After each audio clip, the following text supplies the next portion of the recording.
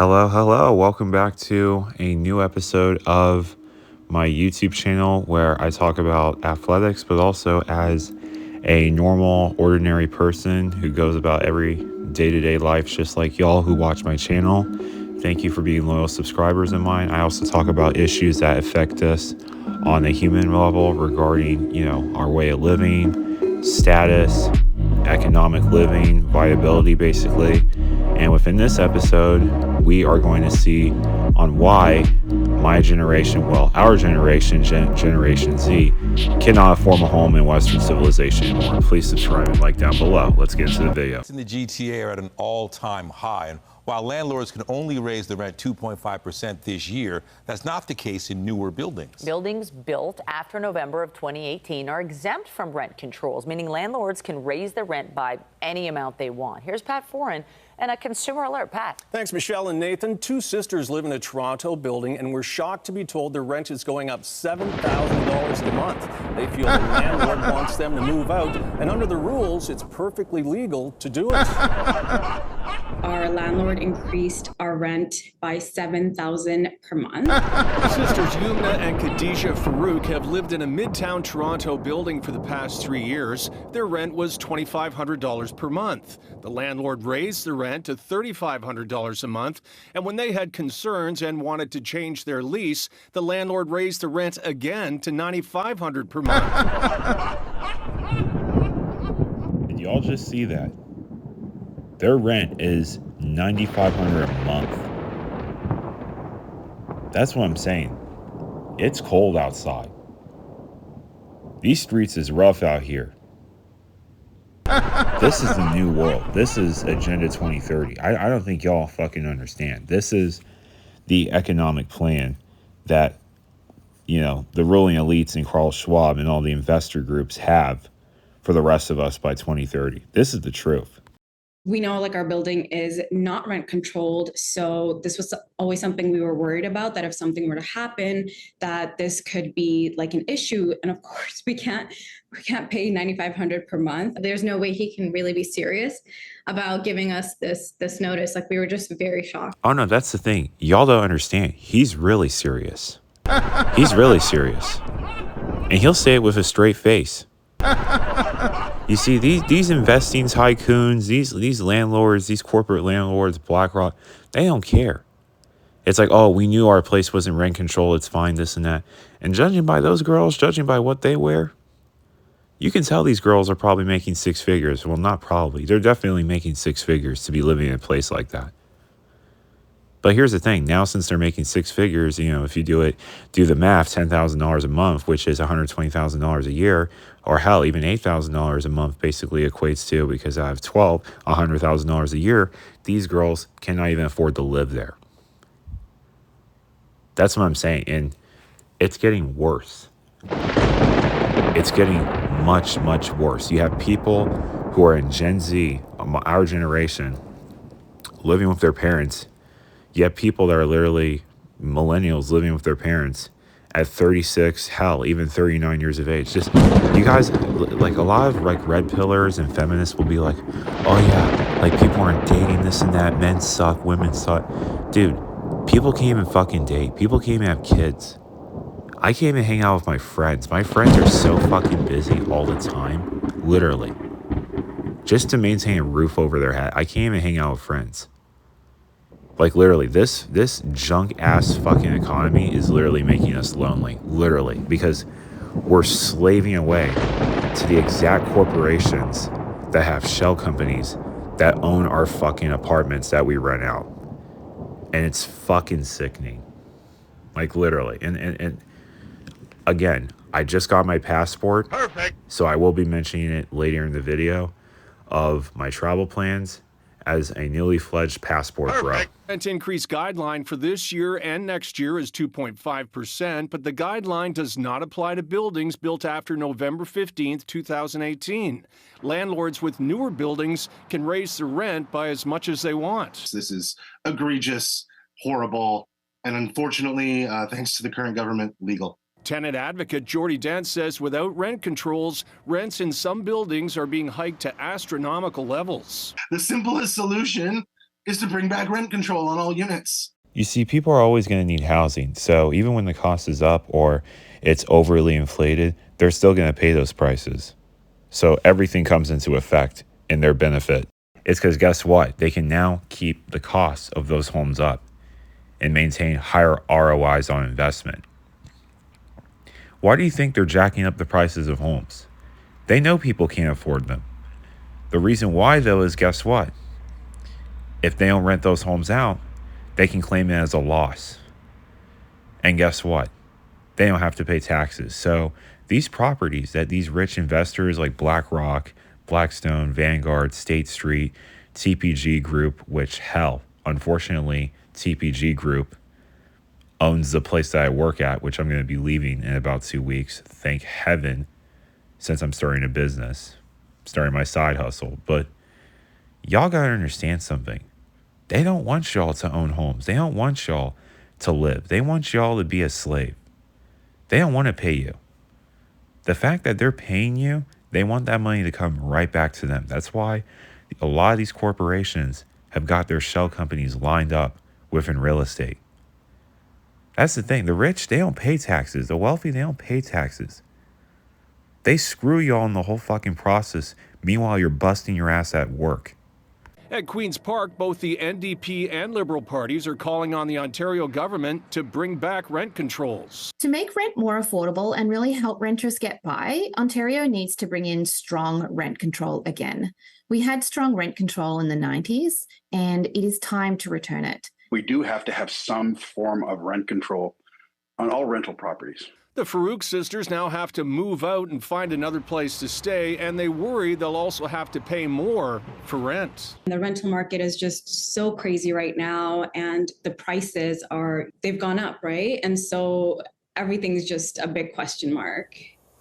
And when you move into a building, you should always ask how old it is, because if it's been built after November 2018, the landlord has the right to raise the rent by as much as they want. On your side, I'm Pat Foran. If you have a consumer story idea, email us at alert@ctv.ca.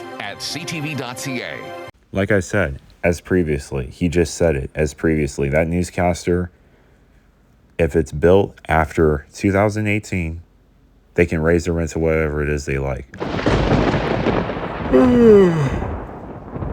Jesus.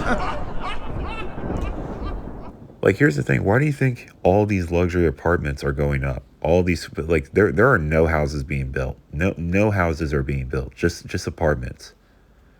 I probably see one house being built every, 4 months. Literally. There are no houses being built. It's all apartment complexes. Why do you think they're listing it for these insane prices? They're listing it for these insane prices because guess what? They can cut it as a loss, and that is a tax break. They pay zero in taxes. They don't have to pay property taxes. And then at the same time, guess what? When they're building apartment complexes, since every single where in the United States of America has a housing scarcity and shortage, guess what? As soon as you go through the zoning laws and government, guess what the government does? That's right, the government will give you corporate welfare. So not only do these people pay zero in motherfucking taxes, these people are literally getting your tax money.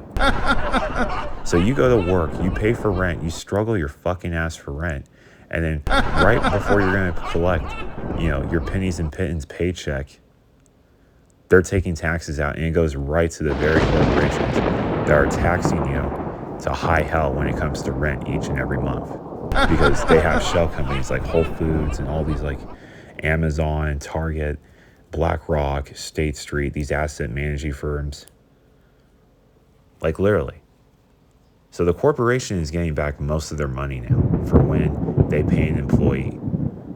That's what I'm saying. This is why I keep telling y'all to get your passport. This country's done. This country is finished. There is no freedom anymore. The American dream is dead. The American dream is dead. And if you were a black person or a minority, you never experienced the American dream. But just, yeah, the Americana is over. And we're going to see also in this next slide here. Wilmot's mayor is weighing in tonight on one of the region's hot housing markets. She says home prices are so high she can't afford to buy a home in the township she leads. CTV's Spencer Turcotte tells us it gives her a better understanding of the similar struggles the people she represents are facing. Wilmot's Mayor Natasha Salonen takes a walk through her neighborhood. It's a lovely color on you. Thank you very much. Something separates her from many of the residents she passes. I do live at home with my parents. Despite earning around $90,000 a year, she can't afford a home in the municipality she leads. Living in this region is really not attainable for a young professional who has university debt, and I know I'm certainly not alone in that. It's worth noting she is just 28 years old. Still, her situation stands out among her peers. I realized around the table I was the only one who doesn't own a house out of my mayoral colleagues in the region. She says many of her own friends in their late 20s are unable to afford homes in Wilmot too. I mean, one just went on the market. I don't know what it sold at, but it was listed for $798,900 and about 1,000 square feet. Realtor Sean Ramator says the situation is not surprising, even for a mayor. Unfortunately, now this is seems to be par for the course. What we're seeing right now is first-time home buyers especially are really being affected, and there's a huge barrier to entering the market right now. So parents are seeing their kids move back home to save up until they can buy their own. Right now, we're seeing a lot of multi-generation families living in the same home because of the barriers to entry. It's a situation that hits close to home for Wilmot's mayor. Above all else, she admits it's helping her relate to the people she represents in a way she never imagined. Spencer Turcotte, CTV News. Y'all just saw what I saw? The mayor, the fucking mayor who governs her, she governs that town. She can't even afford a property there. Lifelong resident, and she can't even afford a house there. And then also her colleagues that work within the city government. This is what I'm saying. And this is in Canada. Fair mind you, this is in Canada. Same shit is happening in the United States of America. I mean, you got politicians, you got certain people living with their parents, like just like that mayor in Canada. You have people like that, and she makes $90,000 a year. 10 years ago, a salary that was $100,000 a year, people looked highly after that. If you made $100,000 a year back in 2012, you're doing quite well for yourself. Now that ain't the case. In the United States of America, $100,000 a year is now the middle class. How many people make $100,000 a year? 9.2% of people in the United States of America make $100,000 a year. So how does everybody else make it? Well, that's the thing, they don't. They're in debt. They're in debt. That's why you're seeing the auto loan boom. That's why you're seeing the car debt boom. That's why you're seeing interest rates skyrocketing. That's why they're printing more money. Like, here's the thing. A lot of people think like, oh, you know, we got to increase the minimum wage. No, we actually have to abolish the minimum wage. And then we need to strengthen unions to the strength size of like Sweden and the Nordics. You want to know something? The Nordic countries, they don't have a minimum wage. They have strong unions, and that's why they get paid a lot more. And it also keeps certain costs down. And also, small businesses can still thrive and exist. You see, the reason why big business supports a minimum wage hike is, guess what? They're going to automate soon. That's great. And then at the same time, okay, we're going to take away competition from the small businesses now.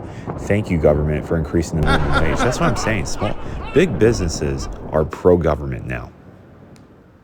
They love the government. They love the handouts that they get, the corporate welfare that they get. They love it.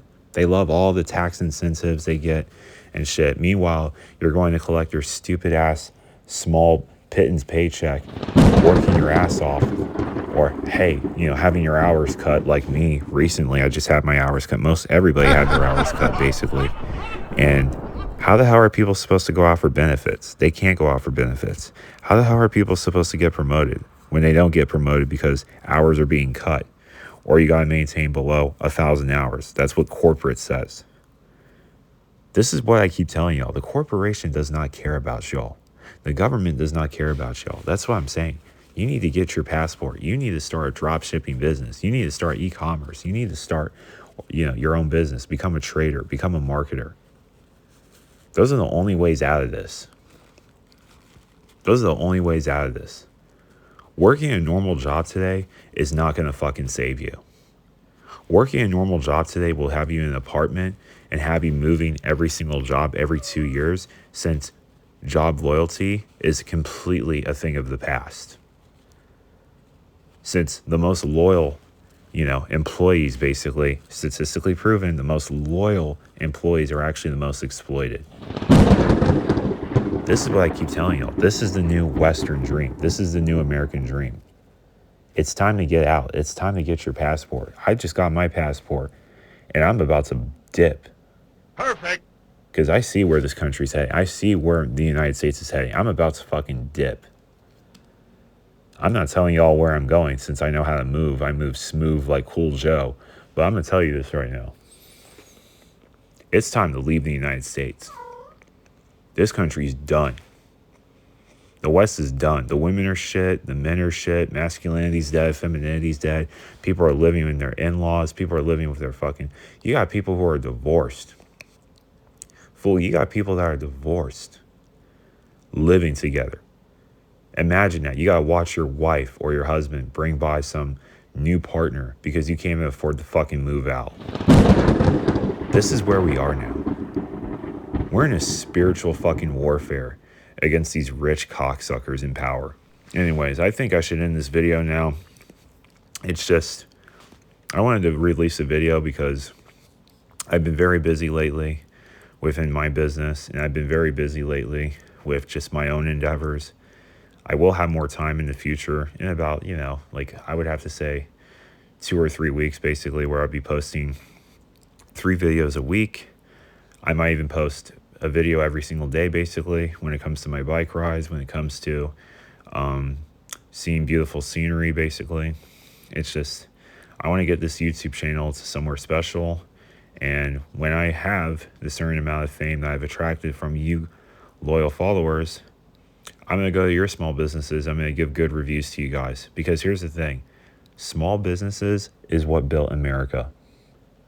Small businesses is what built America. Not fucking corporations. Not these fucking cocksuckers from China and, the UAE and shit.